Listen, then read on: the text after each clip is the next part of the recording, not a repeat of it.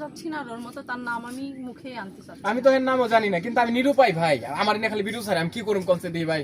আমি ব্লক করে দিছি, কি ভিডিও ছাড়ে তাও জানি না। মানছি আমার ফ্রেন্ড যারা কয় দেখেন এই যে বেদবটা কি কয়, আমি কইছি হরো বাদ দেন সেগুলা, ওই দেহারি দরকার নাই। পতিতা বাংলাদেশে বহুত আছে, পতিতা ভিত্তি করে খারাপ কাজ করে। সাপোজ কে কি করলো আমার তো সেটা দেখার বিষয় না।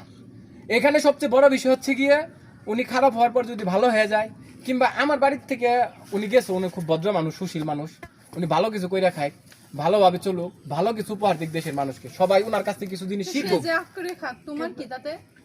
আমি কোনার কথা কইছি, ভালো মানুষ। তার প্রশ্ন দেওয়ার দরকার নেই তো। উনি না উনি ভালোভাবে চলুক, ভালো কিছু করুক, উনার লাইফটা সুন্দর হোক, এই প্রত্যাশা করি। এগুলো করে বলে না তোমার। আসলে আলম ভাই আপনি কি জ্বলে কথা বলেন না তো ভাই। আলম ভাই একটা প্রশ্ন, আমার ভাবি বলছে ভাবির একটা বিয়ে হয়েছে, কিন্তু আমরা ফেসবুক দেখতে পাচ্ছি বিভিন্ন ধরনের ইনস্টা দিচ্ছে ভাবির 3টা বিয়ে হয়েছে। 3টা বিয়ে হয়েছে, দাঁড়াই বলা আমার কাছে একটু দেখা করেন তো। ফেসবুকে বিভিন্ন ইনস্টা দেখতেছে এরকম নিয়ে যে ভাবি না শুনেন, মানে আস্তে আস্তে আমারটা বলি তাইলে।